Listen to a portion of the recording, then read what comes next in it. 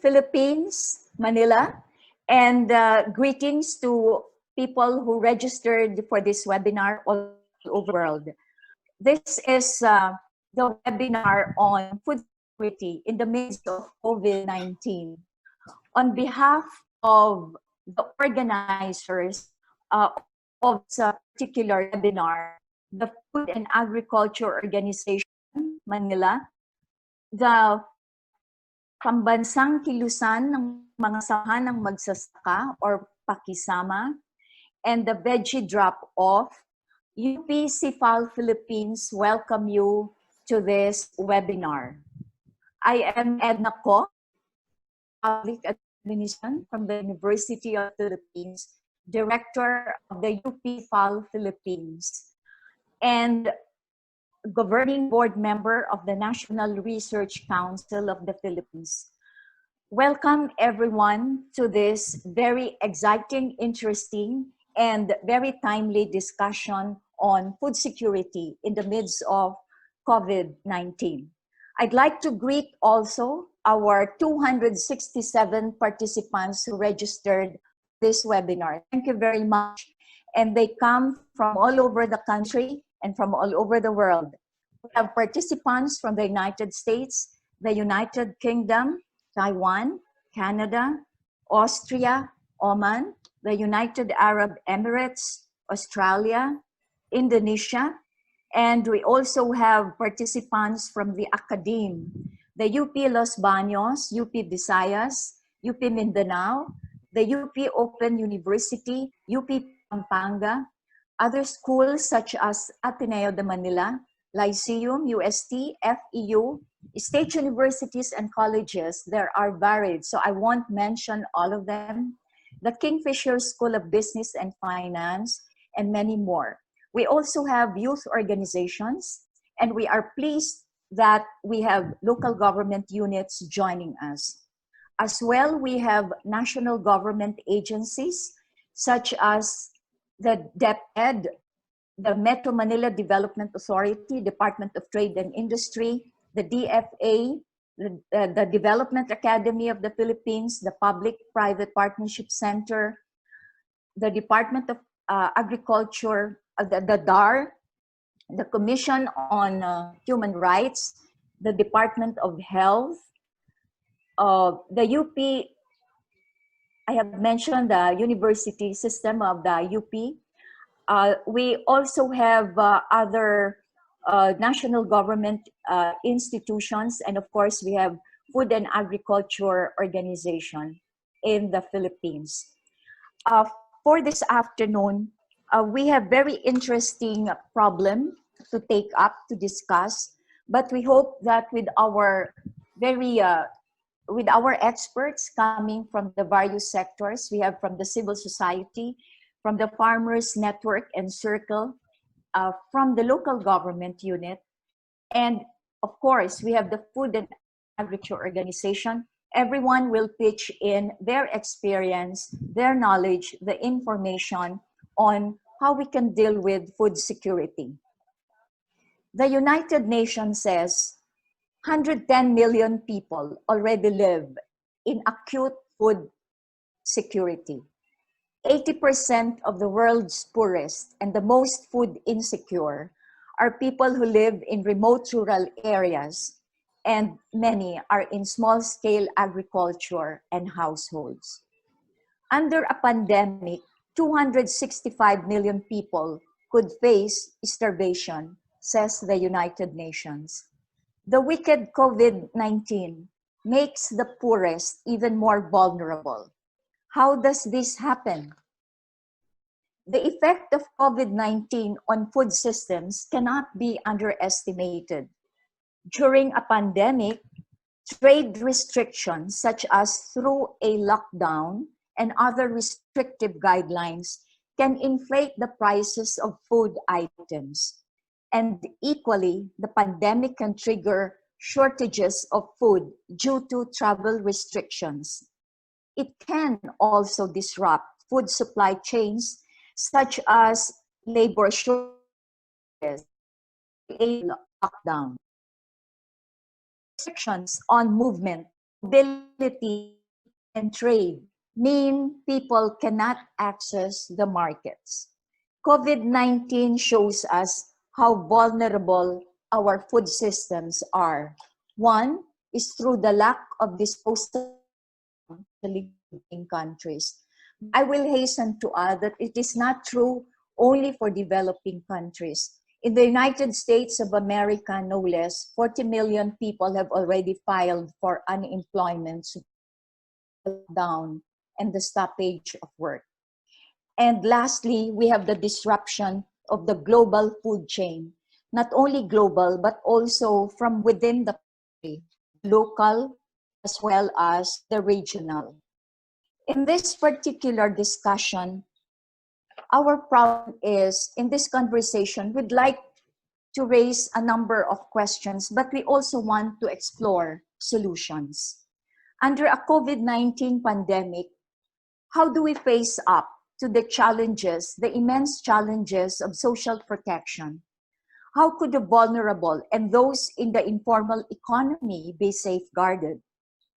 Could multilateral action be possible? And by multilateral action, the smaller questions are, how could civil society play out its share of food equity and security? What action could local government? What are the contributions of national agencies? What about the international organizations such as the FAO? How do we support communities and people themselves? How can we achieve an inclusive food system and food security, an efficient food systems under an immensely challenging, difficult pandemic condition? These are among the issues and the questions that we will try to exchange ideas and experiences as well as expertise. For this afternoon, we have an hour and a half, and we will have each of our 4 experts speak for 15 minutes each. And after that, we will have a 20-minute of question and answers. But as you can see from your computers, from your phones, and from your laptops, there is a section on the Q&A that you can post and post the questions to our experts and they can reply. But at the end of all the speakers' time, there will be a Q&A, as I mentioned. Likewise, this full proceeding is recorded, and for those who might be interested, we can send you copies of the proceedings upon request. Again, ladies and gentlemen, thank you very much for joining us, and I'm very pleased to welcome as well our revered and very expert resource persons. I will enumerate them, but I will introduce them much longer later on. We have no less than the National Farming System Specialist of the FAO in the Philippines, Dr. Jimmy Montessori. Thank you very much, sir, for joining us.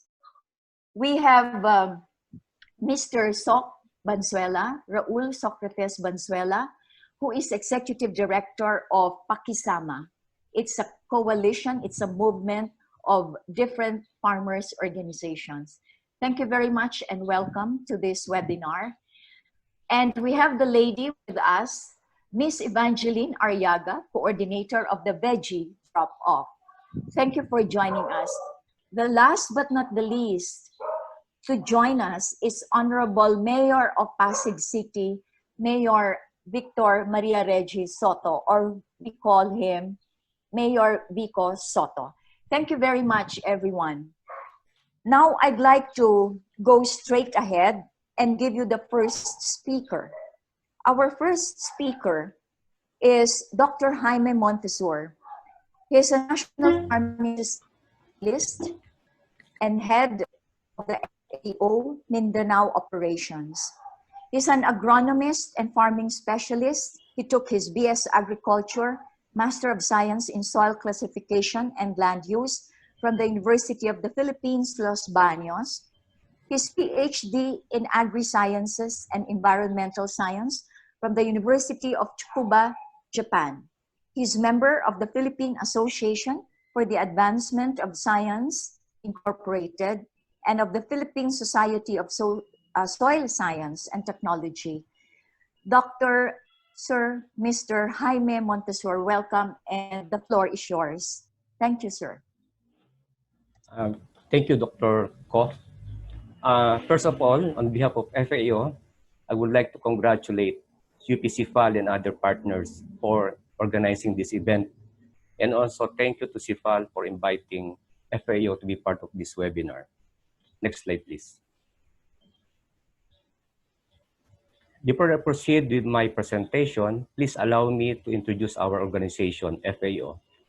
FAO is a specialized agency of the United Nations that leads international efforts to defeat hunger and improve nutrition and food security. It was founded in October 1945 with headquarters in Rome, Italy, and currently it has over 194 member states and present in 130 countries. FAO representation in the Philippines was established in 1978, and our country office is located in Mandaluyong City. Right now, we have 2 sub-offices in Mindanao, one in Cotabato City and the other in Zamboanga City. Our main government partners in the Philippines is the Department of Agriculture. Next slide, please. I will now discuss the effect of the lockdown or community quarantine on local food security and food supply chain, including farming systems. Next slide, please. Let's talk first about food security. As you can see in the slide, there are 4 dimensions of food security. We have the availability of food, access to food, food utilization, and stability of food supply.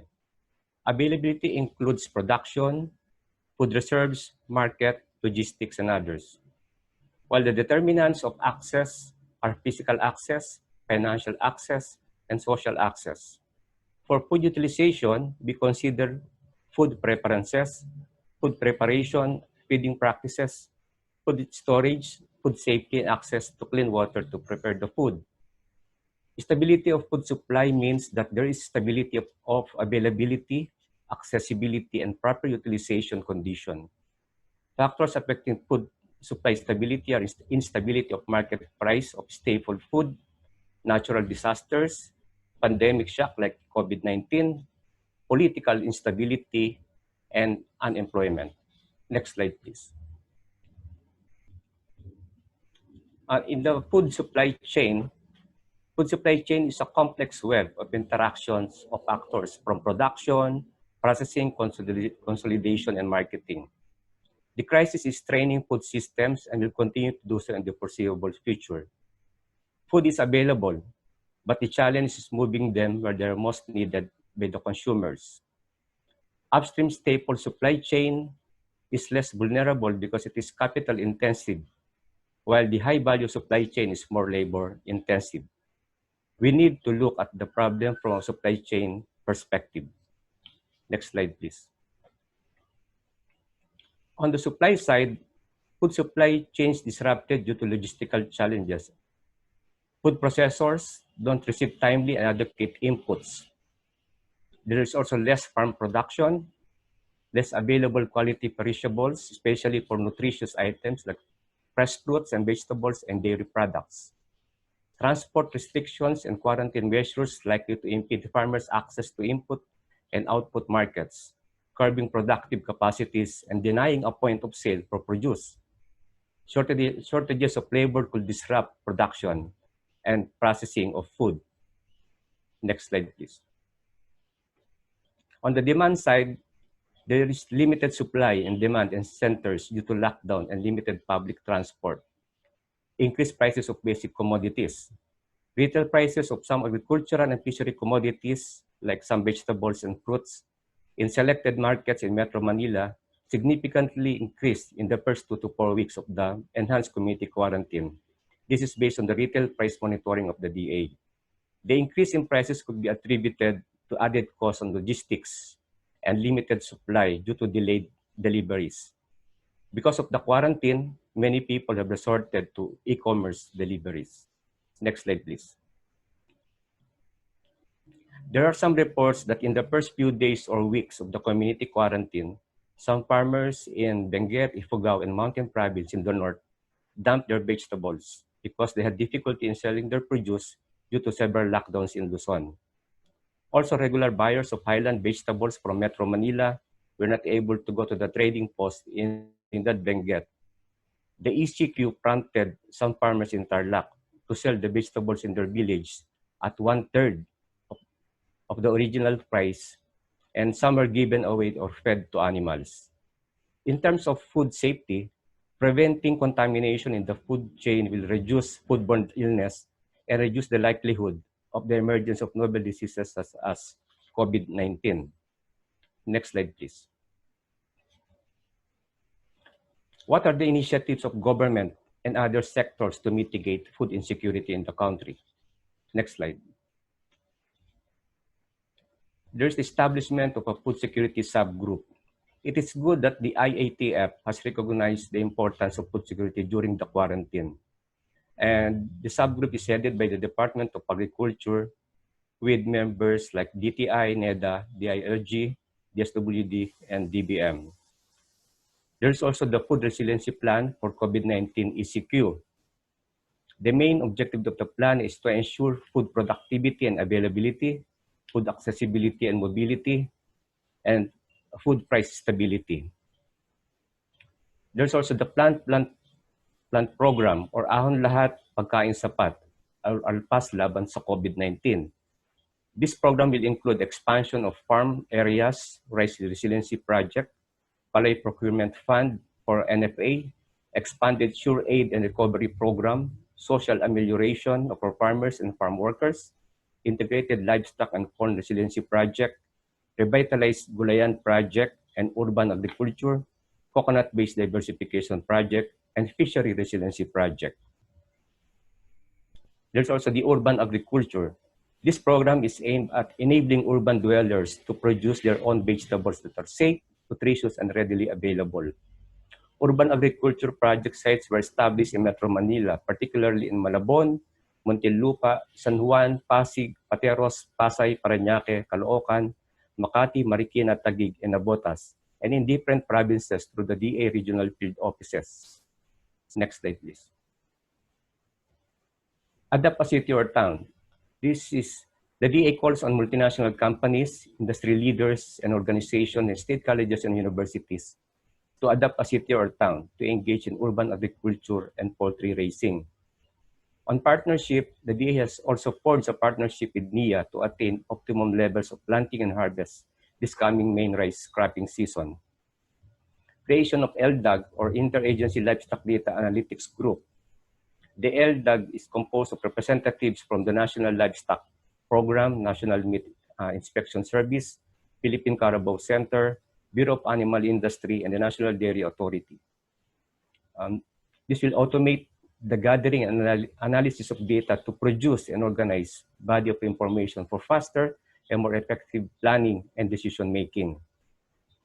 On amelioration programs, a joint memorandum, circular number 140 between the SWD, DOLE, DTI, DA, DOF, DBM, and DILG was signed last March 28 to implement amelioration programs for families in the poor or informal sector who are at risk of not earning a living during the ECQ. Next slide, please. CSOs have also food relief initiatives. And the DA also developed a set of guidelines to ensure the health and safety of farmers, fishers, and other frontliners of the country's food value chain. The guidelines which were approved by the IATF cover food safety practices in the production, handling, transportation, retail, household preparation of farm and fishery commodities.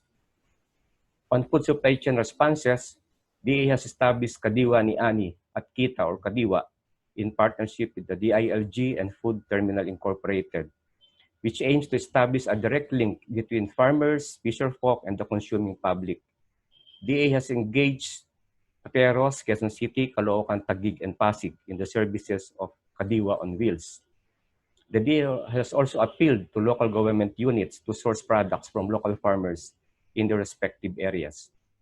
DA has also forged partnership with online shopping platform. In Mindanao, the Bangsamoro Autonomous Region in Muslim Mindanao, or BARM, has established survival gardens during the lockdown. The Ministry of Agriculture, Fisheries and Agrarian Reform of BARM also distributed rice seeds and vegetable seeds, including other farm inputs, to farmers and even in internally displaced persons in Lanao del Sur and Lanao del Norte. BARM also crafted the response plan for COVID-19. Next slide, please. How is FPU helping with these initiatives? First, FPU in partnership with IFAD is implementing a rapid remote assessment on the impact of COVID-19 on food systems or markets. It's a macro assessment, and this activity seeks to gauge the impact of COVID-19 restrictions on food security and other thematic areas, understand the extent of implementation and effectiveness of national circulars or guidelines on food supply at the local level, and to provide a basis for plans of the national government and various actors on response and rehabilitation relevant to food and agriculture. We have also proposed project on emergency cash transfers and technical support to DA to improve efficiency of service delivery. This proposed project seeks to contribute in enabling for timely, efficient, and applicable provision of support of DA using available and innovative delivery channels and mechanisms. For example, the cash-based transfer system and voucher-based systems for farm inputs. There's also the inclusion of food security and agriculture lens in the humanitarian response plan of the country. Information dissemination is also important to complement the actions against the pandemic. Next slide, please. We now go with some practical strategies to improve local food security and food supply chain. Next slide. First, there should be a business continuity plan to ensure delivery of work during and after a pandemic. We also need to ensure evidence-based planning to formulate local food resiliency plan of LGUs. There's also a need to ensure availability of rural financing and logistics. Enhanced crop diversification is also being promoted by DA in their plant program, and also promote family farming. Family farming will avoid the risk of virus transmission or disease transmission from migrant workers, farm workers from other provinces. Agricultural supply chain should be kept alive by any means, compatible with public health safety standards. Seeds and planting materials must continue to flow to smallholders. Animal feed to livestock breeders and raisers, aquaculture inputs to fish farmers, and there is also a need to improve rural storage and processing facilities like cold storage. Next slide.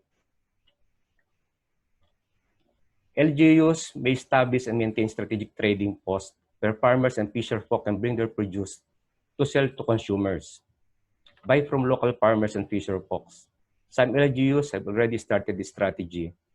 The provincial governor of Laguna passed an executive order encouraging all municipalities to buy the farm produce of the local farmers for relief packs distribution in the province. The province of Quezon also signed a MOA with Las Piñas. Through this, the LGU will assist the fisherfolk and farmers in transporting and selling their products in the urban centers. Promote e-commerce to avoid face-to-face transactions. Government and other stakeholders and partners should keep domestic food supply or value chain alive and functioning for both producers and consumers. Interagency collaboration will facilitate the harmonization of programs and complementation of resources to reach more beneficiaries. There is also a need to scale up social protection programs, including cash transfer. Knowledge and information dissemination is important to complement initiatives of different actors against the pandemic. We have seen how the COVID-19 pandemic has affected lives, public health, livelihoods, and economic activities not only in the country, but across the world. We need to rethink the way we do things. Let us innovate, be creative, and adapt ADAPT to the new normal. Remember, every disaster brings opportunities. Let us work together. We will win this war against COVID-19. I think that's all, and thank you for your attention. Thank you very much, Dr. Montessori, for keeping your time. I think there are many points that were raised here. In the meantime, we see some questions already raised uh, from the audience, from our participants. So I would like to invite our speaker to also visit the Q&A box to be able to see the questions, which we will deal later on. But should you wish to answer using your computer, you may do so, please. Our second speaker is another farm advocate. He is Executive Director of Pakisama, Pambansang Kilusan ng mga samahan ng magsasaka. He has long been in the work of community organizing, helping set up, manage, lead social, environmental, political, economic, and cultural professional movements and institutions in pursuit of asset reforms and good governance. He is a recipient. He received an award in 2015 from the ASEAN Rural Leadership Award. And in the same year, he was also finalist to the Global Award of International Land Coalition. He lectured in 3 universities, and he obtained his education from the Ateneo de Manila University and from the Asian Institute of Management. He also authored articles on social entrepreneurship. Ladies and gentlemen, please let us listen to and welcome Mr. Raul Socrates Banzuela, or Soc. Thank you very much, Professor Edna, and it's a pleasure to be here in this conversation. The topic was given to me was about describing our practical coping mechanisms when we say our farmers and their cooperatives during the COVID-19 lockdown period, and we'll share some of our initiatives as a confederation. Family farmers, which include small fishers, indigenous peoples, rural youth, and women, have adapted themselves and came up with coping mechanisms while COVID-19 during this COVID-19 lockdown. Next slide, please. First, they're increasing production and diversifying their farming systems. Even with some limits of corpus, most farmers in our network did what they are destined to do: plant, plant, plant. Here in this slide are members of Banasi Farmers Organizations in Bulacan, Camarines Sur. They got vegetable seeds from the Department of Agriculture, and now they are diversifying their monocrop rice farms to include vegetables, and started a gulayan, or vegetables to community project. Next slide, please. Here in this slide, you see Panaw Sumilaw Multipurpose Cooperative in Bukidnon, the farmers who marched 1,700 kilometers to fight and finally won their 144-hectare ancestral land after 20 years, are producing and selling to their own members their own organic fertilizers. Next slide, please. They're also producing seedlings of moringa, which they thought can strengthen their immune system against COVID-19. Next slide, please. Second, the coping mechanism. Basically, farmers are now engaging in value addition and exploring local market. In this slide, you'll see Patanum Agri-Cooperative in Barotac, Viejo, Iloilo transitioned from conventional to organic rice, milled and packaged them, and are now selling them with the help of social media to consumers within their municipality. Next slide, please. Women farmers in Bulan, Sorsogon have started their own rolling vegetable stores, selling to their neighbors in their community. Next slide, please. Here we see the #1 agri-cooperative in the country, the Lamak Multipurpose Cooperative in Pinamalayang, Cebu, partnering with the Department of Agriculture in its Kadiwa marketing program. Next slide, please. The third mechanism coping mechanisms that cooperatives are engaged in providing relief, especially to their own highly affected members. In this slide, you will see Oro Integrated Cooperative, a billionaire cooperative with more than 100,000 members, shelling off 300 pesos per member as rice subsidy. Also, Lamak Multipurpose Cooperative, aside from giving rice, has also donated dairy products to their members. Next slide, please. The fourth mechanism, leaders of farmers and fisheries organizations are directly conversing with their members to give them information and inspire them. Their main message is that we are frontliners too, and we need to do our mission of ensuring there is sufficient food in this country. In this slide, we see Robert Balyon, leader of COMPAS, a provincial federation of municipal fisher folk associations in Zamboanga, Sibugay. Also, the leader of Pakisama at the national level has been engaging the past couple of months in relief operation, continuous development of their aquaculture farm, and uploading this poster to inspire farmers and fishers in the country. Next slide, please. Finally, various family farmers federations in the country have banded together and formed a broad coalition called Bayanihan sa Agrikultura Laban sa COVID-19. They have been engaged in holding webinars among themselves and invited resource persons to exchange their respective initiatives.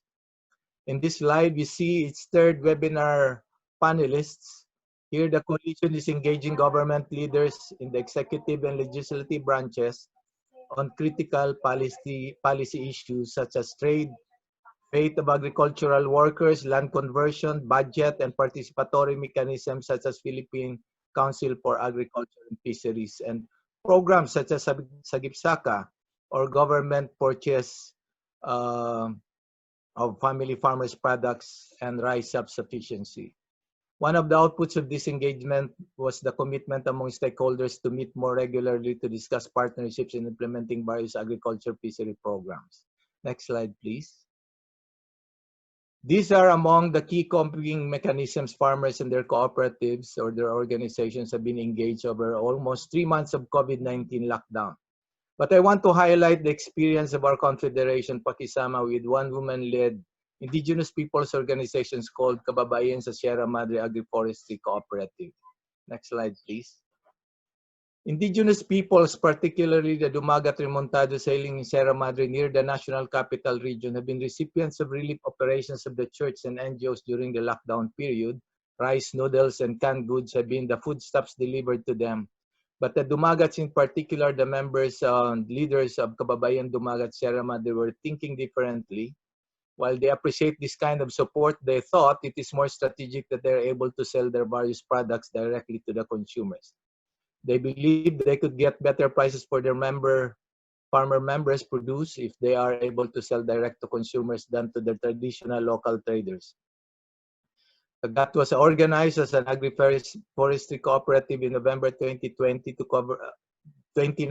to cover initially 5 municipalities in Quezon, Rizal, and Bulacan. Kagat has been assisted by non-timber forest products and several other institutions involved in the campaign to stop the Megatham project of the Duterte administration. Among these institutions is Pakisama, National Confederation of Family Farmer Organizations, which I represent in this conversation. Next slide, please. The first project to engage directly the consumers was the farmers market. Here, Kagat made 5 rounds of weekend farmers market in the De La Costa Homes, a low-cost social housing project in Barangka, Marikina. The Homeowners Association made available its covered basketball court as venue and mobilized staff to inform the community. Next round, please. Next slide, please. Some 500 homeowners from the place and neighboring communities came to buy some 40 varieties of fresh and more affordable fruits, vegetables, and root crops. Next slide, please. The second initiative they went into was food pack delivery for a relief operation project of the De La Salle brothers, benefiting 1,233 urban poor families living at North Cemetery and Montalban Resettlement Community. They prepared a variety of anti-COVID dumagat food packs, like 16 varieties of vegetables, fruits, and root crops, to allow the recipients to cook more nutritious laing, sinigang, and pakbet, and prepare cucumber salad. With some earnings, Kagat prepared 100 packs also for their own most vulnerable member, indigenous people, families who lost income from the community, tourism business affected by the lockdown. Next slide, please.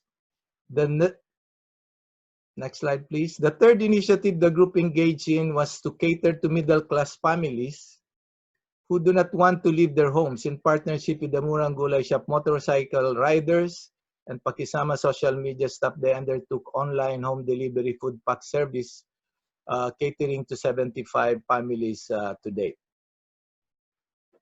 Now, next slide, please.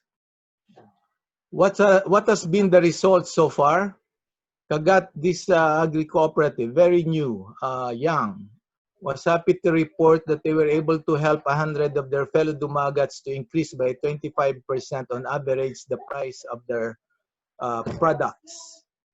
They were also able to lower by at least 5% the retail price of vegetable, root crops, and fruit sold to their consumers. They were happy to contribute to supplying more nutritious food packs to urban poor families. And as a young cooperative, they noted their members who paid their 2,500 capital 4 to 9, and their capital increased from 10,000 to 79,000, or $250 to 1,600 dollars, with net income of 69,000 or 1,340 dollars in a month-long operation. Most importantly, they felt that they were able to expand their contacts and broaden their partners with different sectors and increase solidarity among their own members with consumers. Next slide, please. Next slide, please.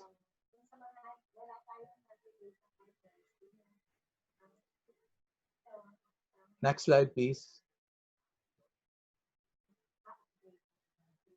Luke, can you move the next slide, please?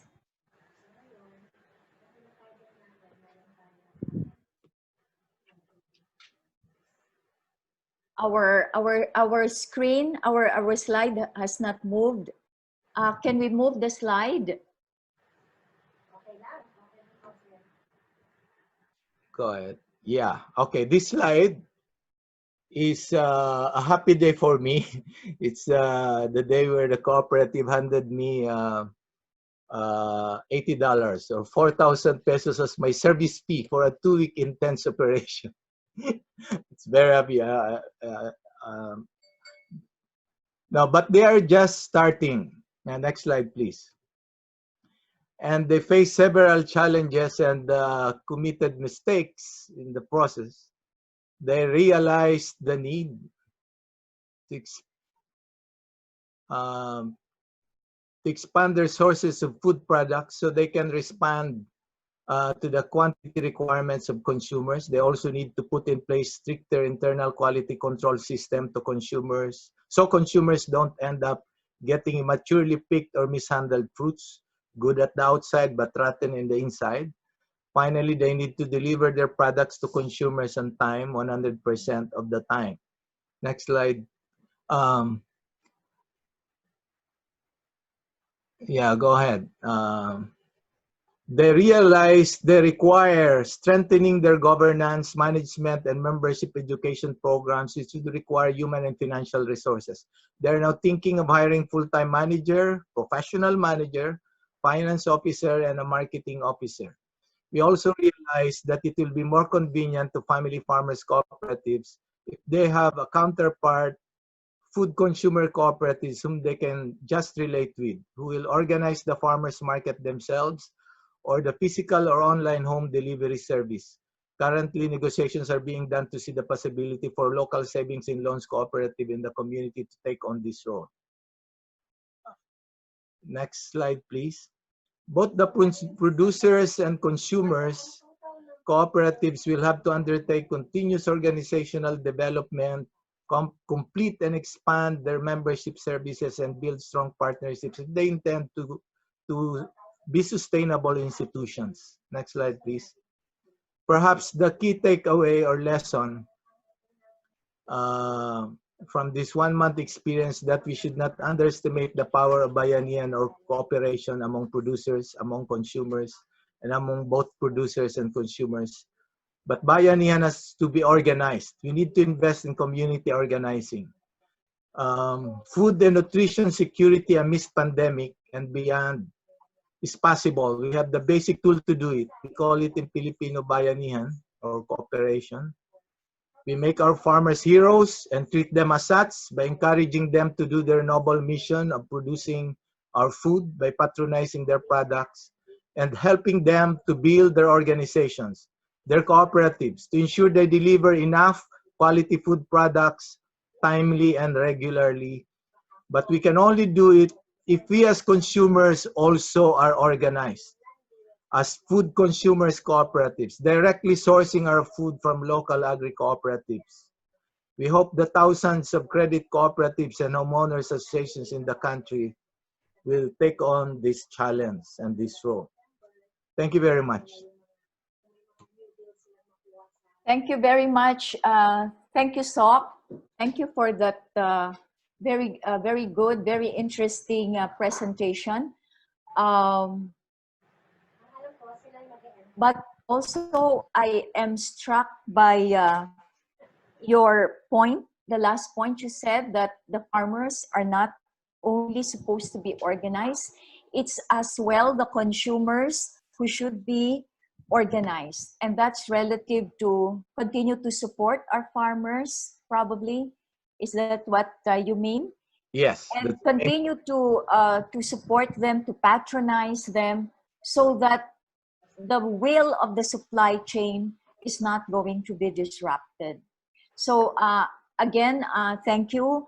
There are questions which are starting to pile up in our Q&A, and I invite the panelists, our speakers, to visit them. I will now call on our third speaker, the only lady among our speakers here this afternoon. And she is actually an entrepreneur herself. She is a development consultant. She is a children's rights advocate as well. And she's a countryside development advocate. And she's a loyal advocate for the Cordillera farmers to have access to the market. Please welcome Ms. Evangeline Lopez Arriaga, who is coordinator of the Veggie Drop-Off. Evangeline, your floor, please, now. Good afternoon. Good afternoon, everyone. I'm Evangeline Arriaga, and thank you for the very good introduction. Okay, the many faces of hunger in our country has been magnified by this pandemic. The quarantine has exposed the systemic flaws of our policies and priorities as a nation. As a society, we have realized the importance of food production. That resiliency is rooted with the land. Good afternoon. I am from the City of Pines and one of the coordinators of Veggie Drop-Off Initiative and co-founder of Bayanihan Cordillera, which are both civic organizations promoting the welfare of, promoting farmers' welfare and among others. At the height of the community quarantine, I have been in constant field and on-the-ground work to address the looming flow of food supply from the Cordilleras down to Metro Manila. I have been on the ground with some of the farmers to help deliver their produce in Metro Manila. And based on my experience, the policies were not immediately translated on the ground, resulting in the disruption of food supply, thus resulting to price increase, among others, and the choking of major food staples. In all of this chaos, majority of the population were hungry. We are a food-producing country, and the challenge is for us to change the narrative of hunger, that hunger should not be the new normal. Income loss has resulted in people looking for ways to participate in the food industry. This is a new realization for our changing economic landscape. Agriculture and food processing are labor intensive, which can open new opportunities for stable employment and export opportunities. Moving forward, we can look into some 10 key points which I have prepared based on our experience on the ground. Firstly, there has to be an increase and strengthening in the support for small farm holdings. I say this coming from the Cordilleras because here in the Cordilleras, most farmers occupy small farm holdings. Aggregated, that's what is being dumped into Metro Manila, so to speak, in wholesale, larger quantities in bigger, moved in bigger quantities to other markets, such as trading posts, La Trinidad Trading Post, Baptisi, and Divisoria Market. Secondly, the government must pre-position food supply for the most vulnerable group in the country. We have seen the lack of food banks, community-based. This is very important realization because there has been a call for local farmers to deliver their goods, but they cannot deliver immediately because of the lockdown. The local governments were not prepared. They did not have food banks to immediately address the most vulnerable sectors in the society. Third, the government must step up and play a more active and cohesive role in linking and fully integrating the value chain where the food implement suppliers, the farmers, the aggregators, the logistics suppliers, the food processors, down to the end buyers.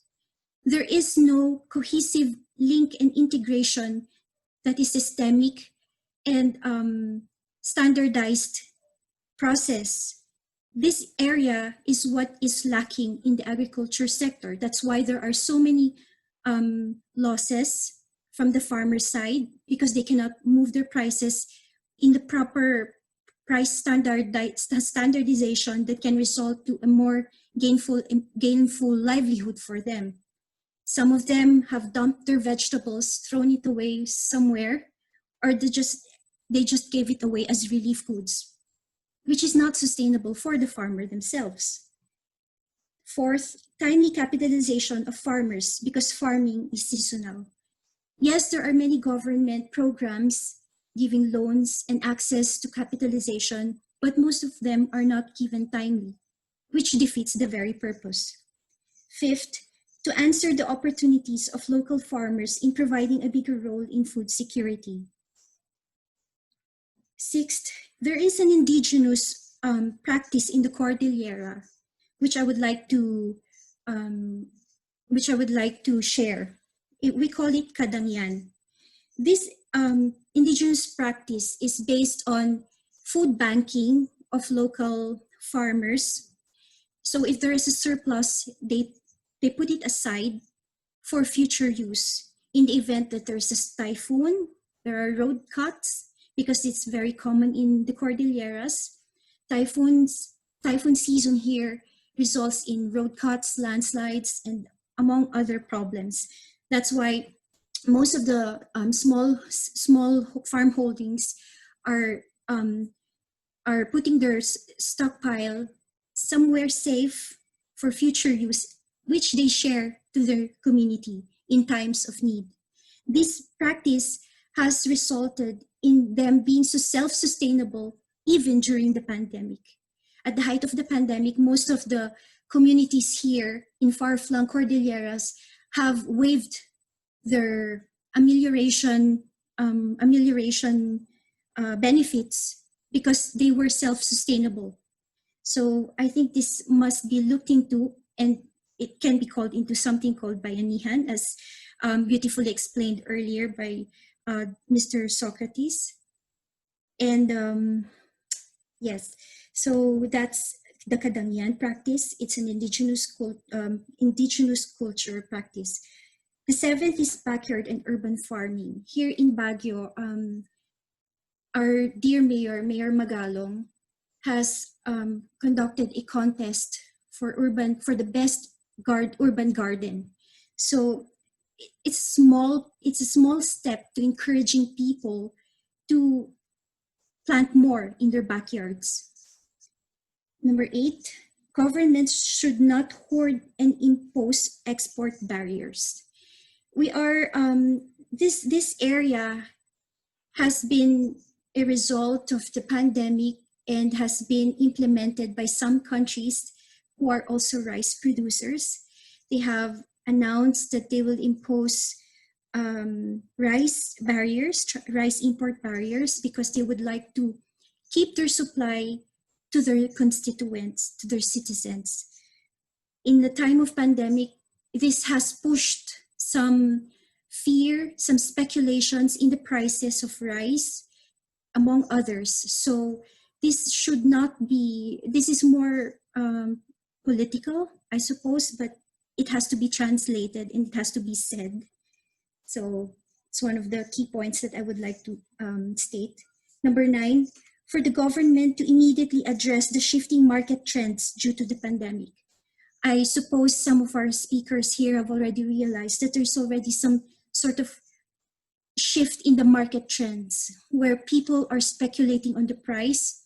There's no price stability because we don't know how long the lockdowns are going to be. We don't know if the virus will be staying for a while, or if it will just naturally go away, or if there's a vaccine or cure out there. So there's a price speculation happening, and the income loss and the capacity of people to buy has dramatically changed their power to support themselves and nourish themselves. So that's also one of the major food insecurity that is happening right now. So the government must step up and try to balance this changing shifting market trends. I'm sorry. And lastly, to improve the logistical capability of small farm holdings. This is very important because the ability of the small farm holdings to deliver their goods, at least to the trading posts for aggregators to purchase, is one of the key for them to sustainably continue their food production. And the small farm holdings play a very big role in adapting and in supplying and in ensuring that we have food for the country. Lastly, I would like to say that this pandemic is a call to action for a cohesive and for a unified shift in our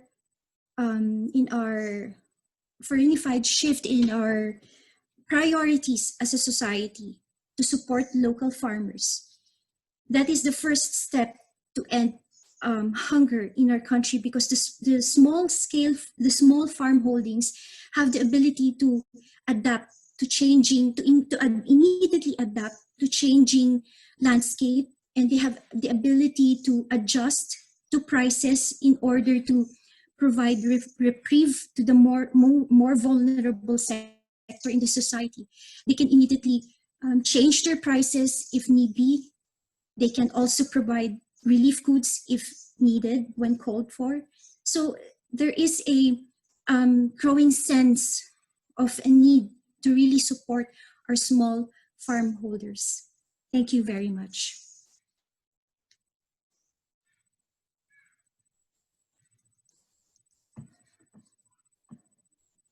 Very much, Bambi, for that interesting insights and sharing coming from the Cordillera.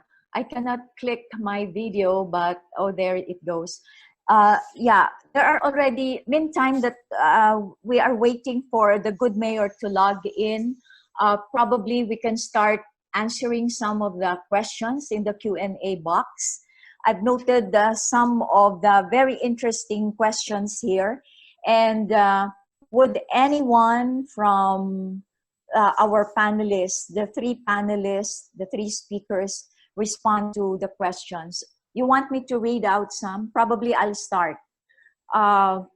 One question is, I think this is something which is directed to SOC, Mr. Banzuela, and also to Banji.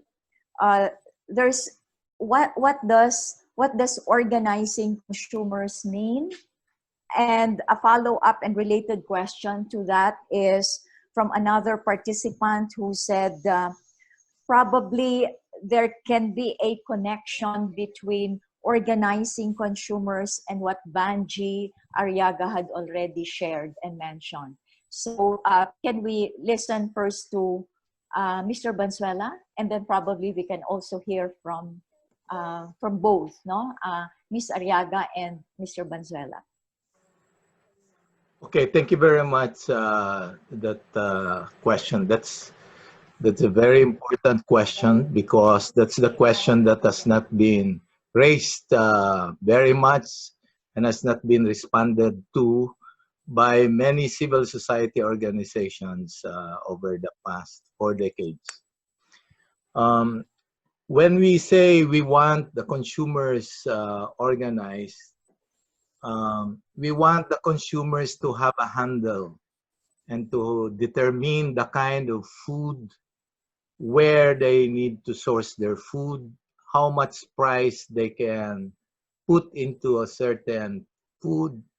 And these are important questions now, especially related to health, to traceability of products.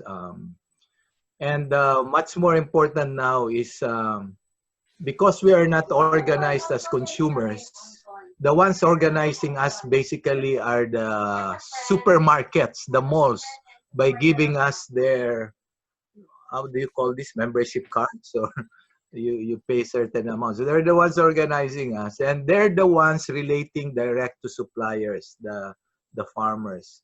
There are no consumer movements or organizations who are in fact coming up with their own catalog of food they need, their members require every week, so that they can bulk buy, or buy in bulk from producers, cooperatives, or farmers. And that's the main issue now, because there are no existing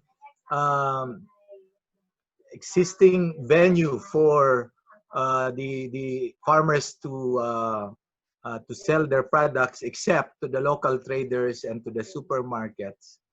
The retail price over farm gate price of products remain to be very high.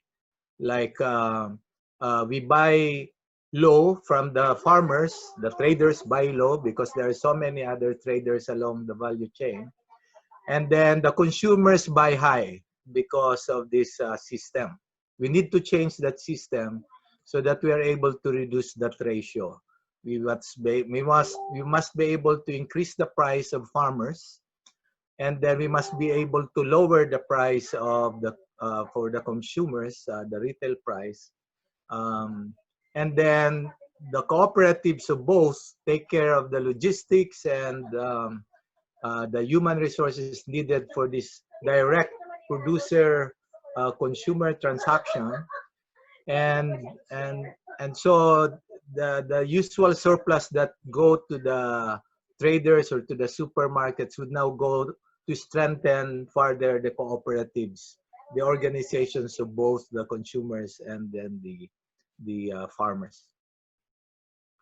So that's the main challenge, because we in the Philippines, we don't find many or even a few of these cooperatives. What we have are largely savings and loan cooperatives who have not really transitioned into food consumers cooperatives, just like in US or in Japan or in Korea. No, We don't have this, and we hope we can really invest on this in the coming years. Thank you very much. Banji, do you want to respond as well?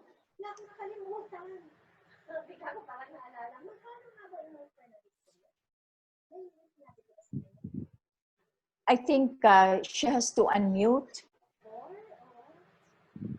Thank you. Yes, I would like to answer to that by relaying our experience with Veggie Drop-Off. Because what Veggie Drop-Off did was to elevate the collective awareness of the society with the plight of the farmers.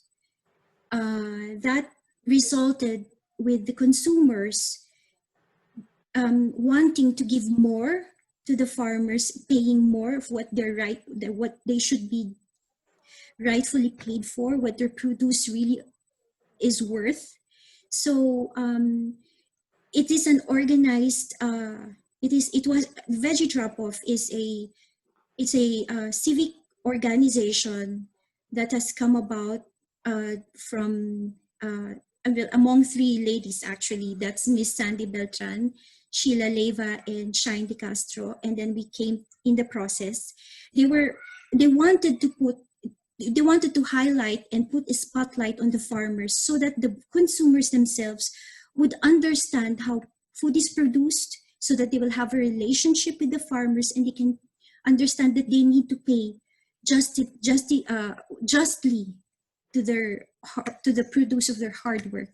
So that was that we used social media, we used all other mediums to increase our presence in the market, and quite successfully some of the consumers wanted to pay more, at least a little lower than what the supermarket is asking for out there. So yes, that's one of the ways where you can build a consumer awareness and build a foundation and a relationship between the consumer and the farmers. All right. Yeah, thank you. But actually, there's one earlier question. The question earlier was, what's the new normal for food security in the Philippines? Would that, as what Soc Bansuela and yourself are describing, going to be part of the new normal for food security? Just quickly. Yes, it's one of the new normals.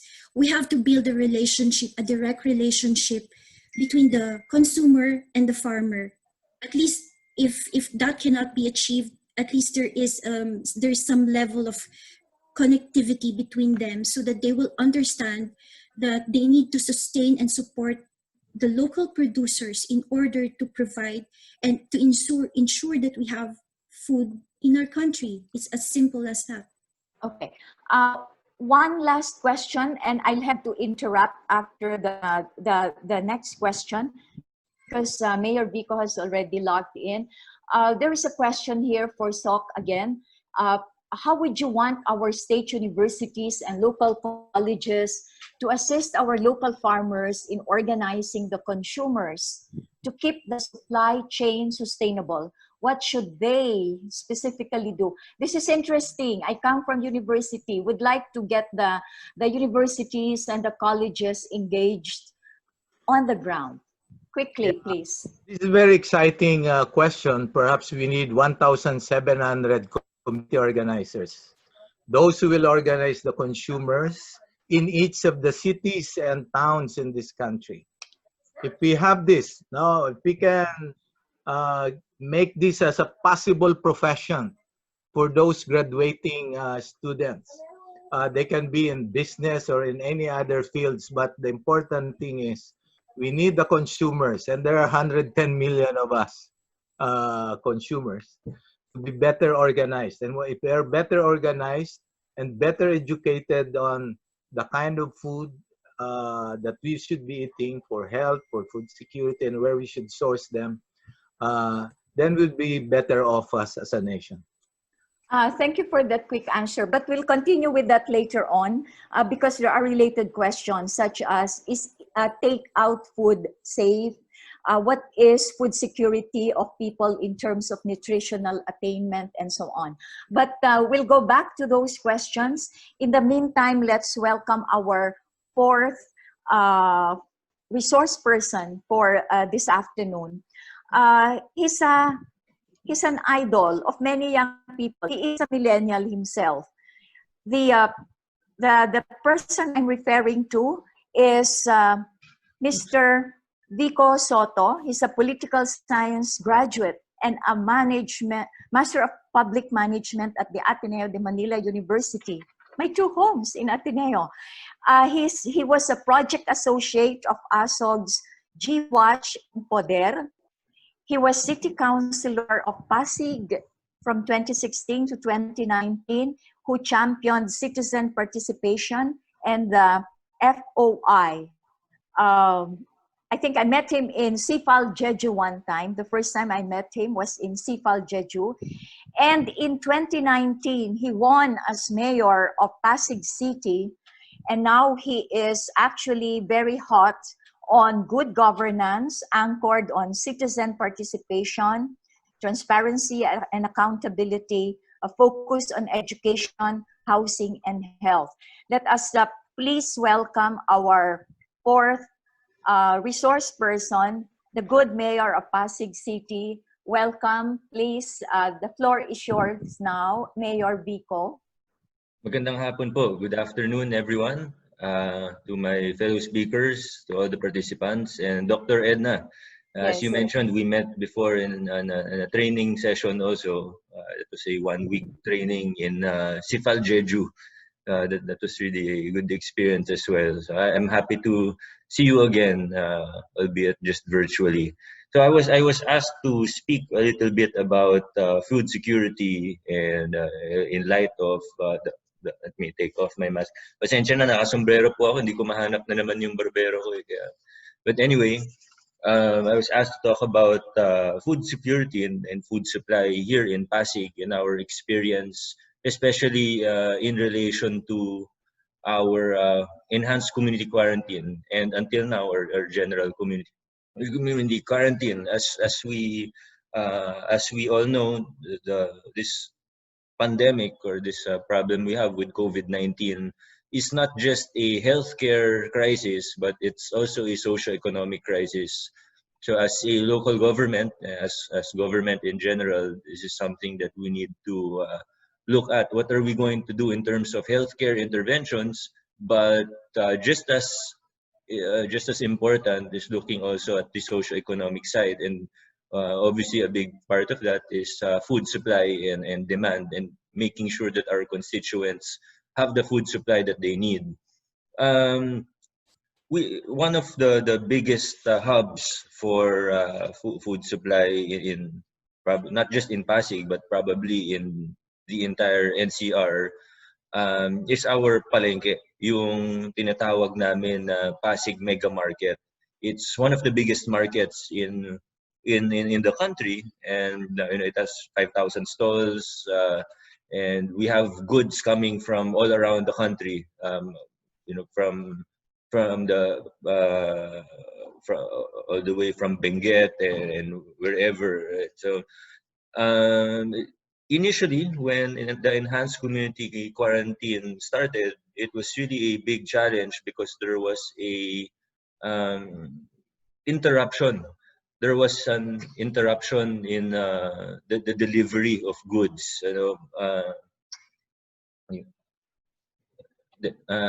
Excuse me. Sorry. Sorry about that. So there was really an interruption in the supply of goods and delivery trucks entering. But thankfully, the issues were resolved quite quickly. We coordinated with the PNP and our checkpoints. But since the mega market or our palengke is really a hub that people visit, not just Pasigueños visit it, but also people from the nearby province of Rizal, from Cainta, Taytay, Antipolo, even Pateros and other NCR cities. they really visit the Pasig Mega Market, and it was really a challenge to maintain social distancing. It was really a challenge to observe our health protocols while ensuring that the market would run continuously and that people would be able to buy the food that they need or get the food that they need. So one of the interventions that we did, one of the things that we introduced, and I think I was asked to specifically talk on our mobile palengke. The mobile palengke started with just one truck, an elf, that we purchased goods from the vendors, and then we bring it straight to the barangay to minimize travel, the need for travel, the congestion in the market as well, and just to make things easier for everyone. And from one mobile palengke, because the demand was so high, it came to a point that we were also having trouble maintaining physical distancing or social distancing in the mobile palengke itself. So from one location, we ended up increasing the number of our mobile palengke trucks from 7 vehicles, or from one, we had 7 vehicles going to 42 locations around the city. So we have 30 barangays, so meaning each barangay was visited at least once, or at least the cluster of barangays was visited at least once, to make sure that that people had access to food supply. So we maintained the presyong palengke, or the prices at the palengke. This also helped our market vendors who really suffered from lower sales. We guaranteed the prices, parang in a cash advance namin, basically binibili namin yung goods, binibenta at cost or abonado ng konti yung city. Eventually, we also instituted barangay coding in the market just to discourage people from visiting every day. Alam naman natin, yung mga ibang kababayan natin talagang araw-araw gustong mamalengke. So we limited it to 2 times per week per barangay. So any given person could only visit our mega market 2 times. And then also providing for retailers and other sellers from outside of Pasig to visit the market and buy their goods, yung mga nag-aangkat, to purchase their goods from 3 a.m. to 7 a.m. So para ayaw din natin, syempre, given that the Pasig Mega Market is one of the biggest markets in the region, we felt that we also had a responsibility to ensure that the supply of food and other essential goods to our neighboring LGUs would not be hampered as well, while maintaining social distancing, of course. So this was really it was a challenge, but thankfully we were able to work around it. It wasn't always perfect. There were times na walang gulay sa palengke. There were a few days na nagtaas yung presyo ng prutas. May mga ganong cases, no? But again, we wanted to make sure that while obviously business as usual was not possible and would be against health protocols, we wanted to make sure that we also fulfill our responsibility to the region in maintaining the consistent food supply, not only for Pasig but for the LGUs nearby that rely on the Pasig Mega Market for their food supply as well. Halimbawa po yung zapateros, so we coordinated with them, and we just gave them a time that they could visit our mega market. So that's it from me. I just want to keep it very short. Let me know if you have questions as well. Again, thank you very much for inviting me and having me over here. Hindi ko na rin i-discuss lahat, but ayun po. So, maraming salamat po. Thank you very much, Mayor Vico. You will have more questions here. Just to alert you, probably there are questions immediately meant for you. In case of another ECQ in Metro Manila, what needs to be done to ensure steady food supply chain? What should LGUs do to ensure stable food supply in a lockdown? please reserve answering your question. In the meantime, I'd like to direct the question to Dr. Montessori. There are questions here, sir. How does pandemic change the strategies of the Department of Agriculture? The Department of Agriculture had campaigned for high-value crops and food exports. There has been discussion on assistance to farmers. What about assistance to fishermen? And the other one is, why is urban farming or vertical agriculture important? I think those last two questions are directed at Dr. Montessori. Can we hear from you, Dr. Montessori, before the mayor responds?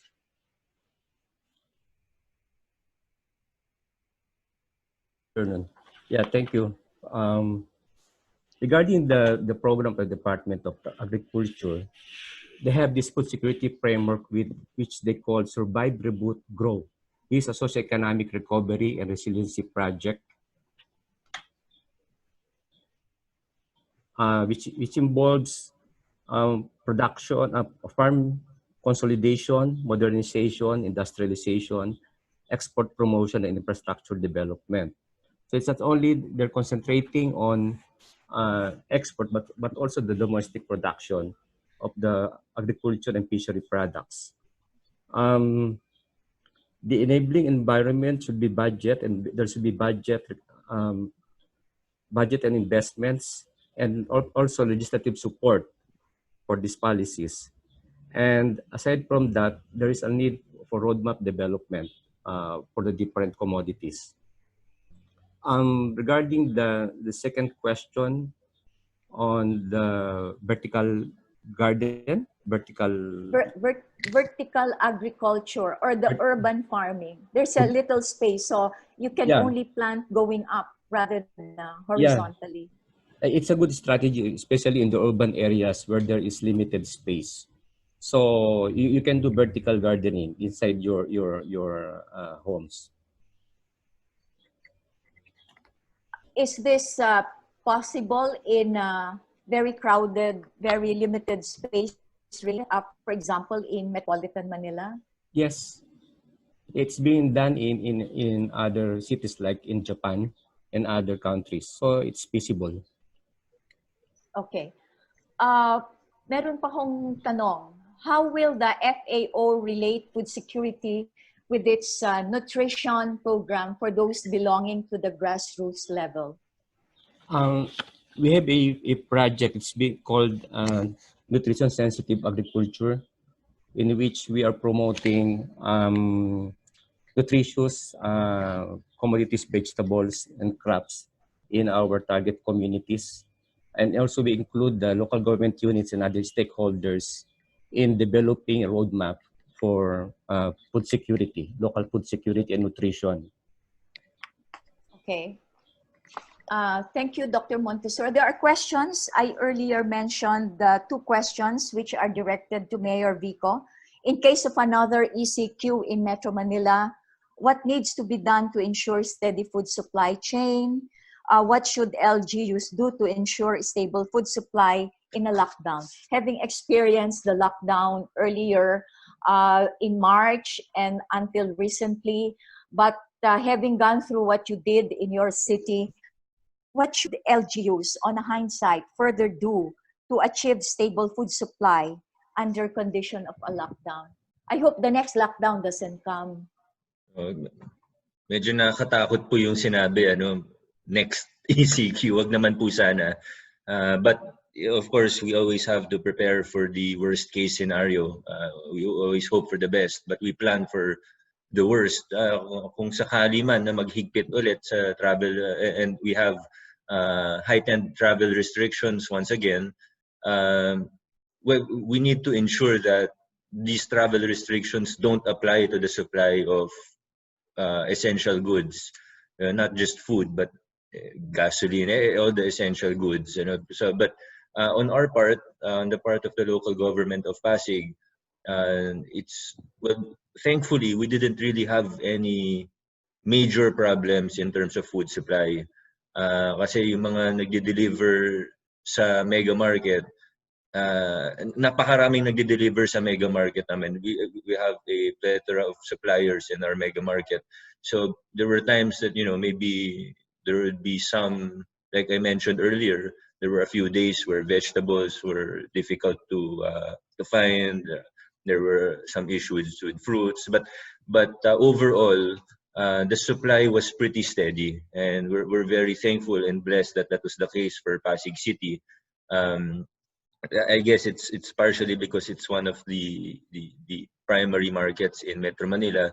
Our part of the local government of Pasig is really just to make sure that we don't interrupt the market as well. And then when I say market, I mean the entire market and the entire supply and demand and the chain of the supply of the entire Metro Manila.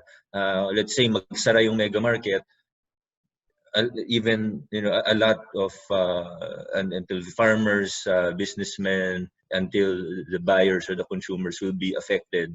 So we really had to strike a balance or find that balance of, you know, maintaining semblance of normality or normal market operations, na nakakabili pa rin yung mga tao, pwede pa rin ibaksak yung mga goods sa market.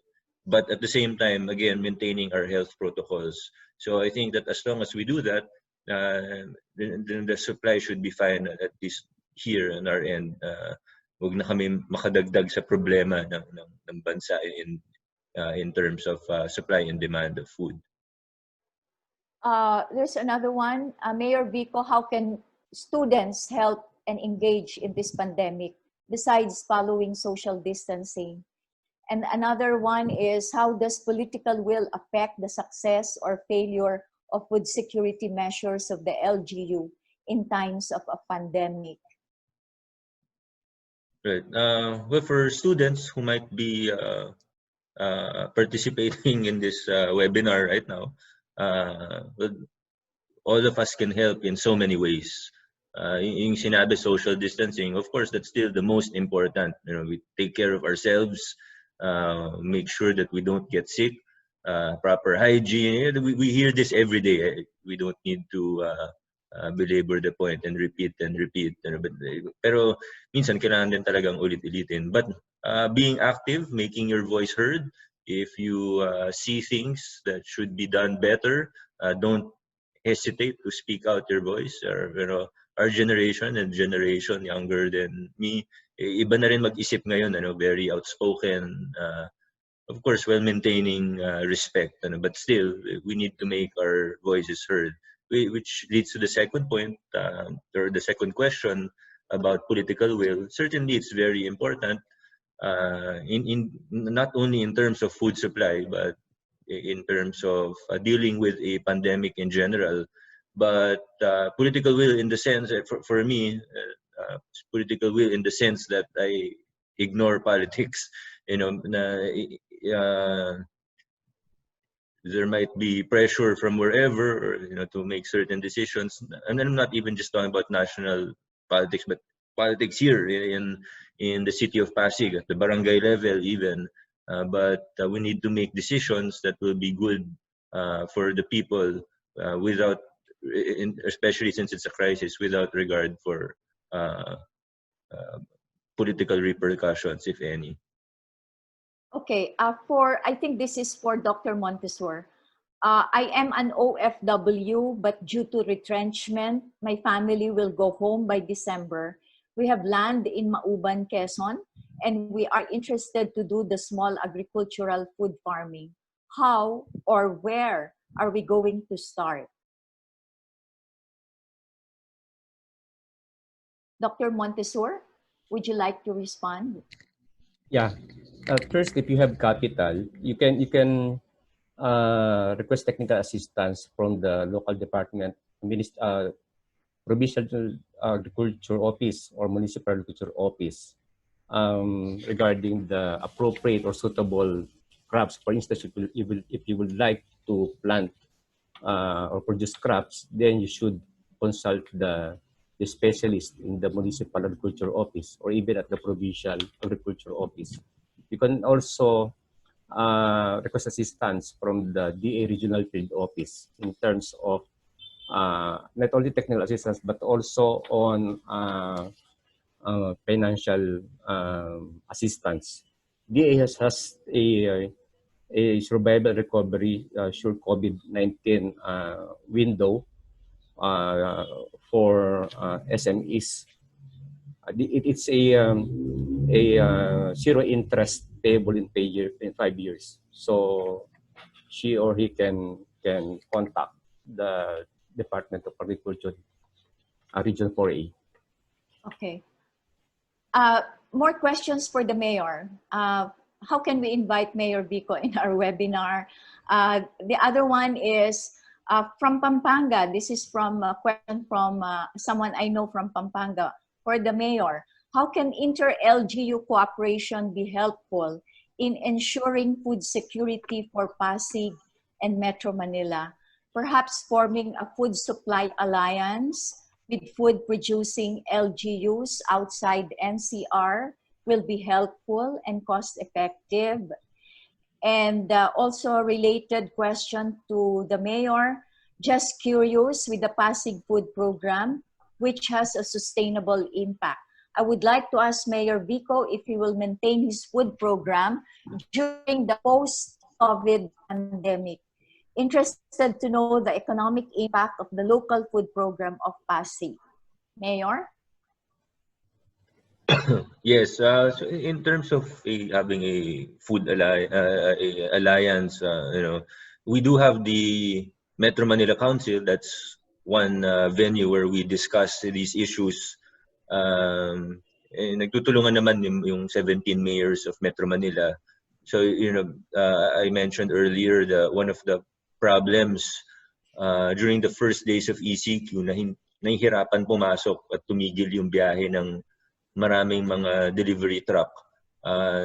This was resolved relatively quickly, with the PNP and the IATF. So credit to them as well. After noon, the delivery became more smooth and relatively regular.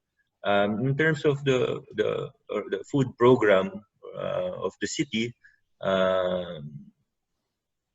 we focus, of course, on the younger, on the kids or students, daycare students. We have 11,000 daycare students, and then our stunted or wasted students in grade schools around 7,000 or 8,000 as well.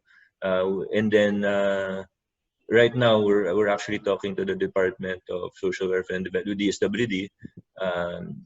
They're also downloading a feeding program for us now, and then we always supplement it. Kung ano yung bigay sa amin ng DSWD, we always add to extend it or to add food. So COVID or no COVID, this is one of the programs that really has to continue. Okay, and another one for the mayor. What is the safest way to acquire food? How could we make sure that the foods we acquired are safe and free from exposure from person infected by COVID-19 virus? In our mega market, we've actually started doing random testing of our market vendors. So far, wala pa namang nagpa-positive, so that's good. Sa mga groceries, naka-package naman. So it's really in the mega market, baka may risk. Kasi, pag bibili mga tao, when people buy food in the market, talagang hawakan nila yan, titingnan nila, both the vendors and also the buyers. So there is an added risk. Hirap naman pagbawalan yung tao na hawakan yung karne bago nila bilhin. So, hindi rin siya realistic. But again, that's one thing that we have been doing, the random testing of our market vendors and people who are always in the market. Unfortunately, we don't have the capacity to test just all, but we have been doing random tests. And again, thankfully, wala naman. But really, yung COVID-19 and staying healthy, the good news here is that it's in our hands.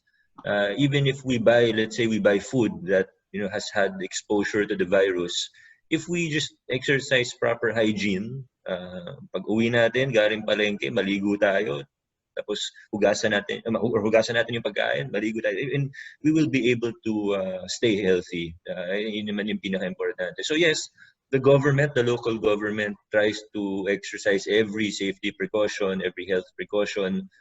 But the reality is our health is in our hands. If we're face mask, social distancing, proper hygiene, even with food, then we'll be safe and healthy. But if I can just mention very briefly, we've actually been working with the Office of the Vice President for our online palengke.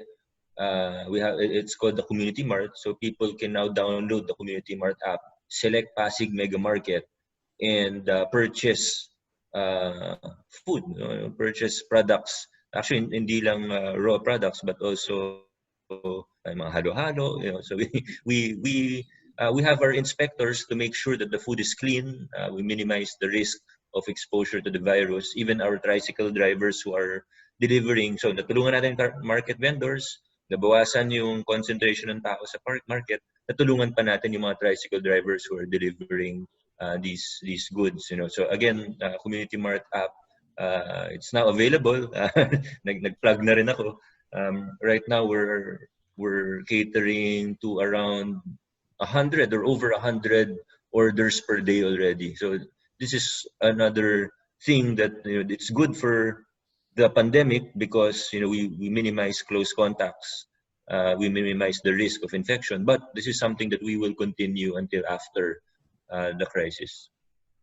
Okay, having said that, having heard that last statement from Mayor Vico, I think we're going on full circle because at the beginning of this webinar, we were saying there should be a connection between those who produce the food and those who consume the food.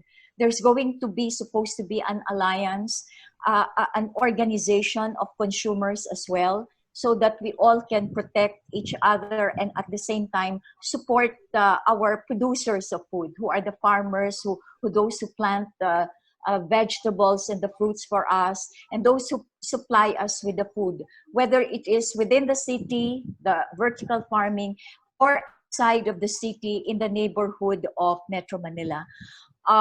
It looks like these are food for thought for the new normal. We're not looking forward to another tremendous, immense challenge of COVID that will deteriorate or even harm us.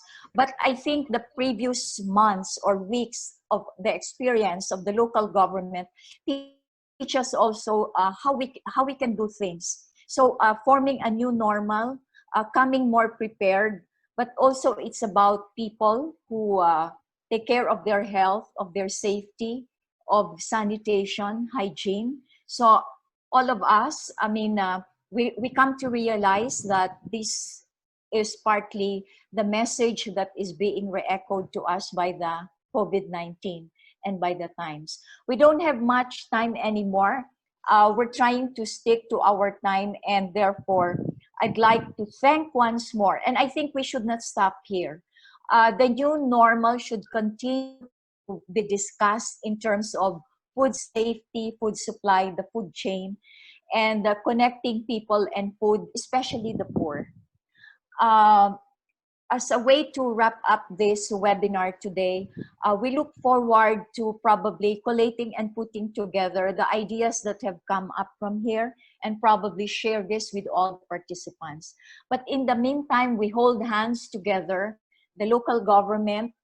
Thank you very much, here represented by Mayor Vico Soto, the civil society by the Cordillerans, Evangeline Arriaga, our good friend Sok Bansuela, really passionate advocate of farmers, farming, agriculture, and the poor. And of course, the FAO, who should hold hands with us, by touching the hearts of government, being an international organization, just like the FAO. With this, ladies and gentlemen, our revered guests, we're very happy for this productive session, but also very proactive, very dynamic questions coming from the audience. Maraming salamat. Thank you very much to US, UK, Taiwan, Canada, UAE, everyone, those who come and colleges, to the government agencies who have been participating. We will flash on the screen also. For the whole week of June, UP-CIFAL Philippines has a webinar every week. And for the coming week, we have Caring in the Time of COVID-19, the gaps and risks facing Filipino women. This is about women and girls. And in the next succeeding week, that's on June 10, we will be talking about Nurture Nature, the impacts of COVID on the planet and people. So again, we have some millennials already that you see here will talk to us about and share experiences and vision on nurture and nature. And on the last week of June, CIFAL Philippines is proud to also feature our young people and the well-being of young people. Do we have something flash on the screen? None yet. It's about the wellness and the well-being of young people at this time of the pandemic. So with this, thank you very much. Thank you so much, Mayor Vico, for catching us up. And we'll do support your initiatives. Maliban sa mga fans nyo, we believe in your determination as a young political leader. So thank you very much, everyone. Sok Bansuela, Dr. Montessori, Vanji Arriaga, Mayor Vico Soto, and the other hundreds of you who participated in this. Farewell, keep well, and keep safe, and take care. Bye.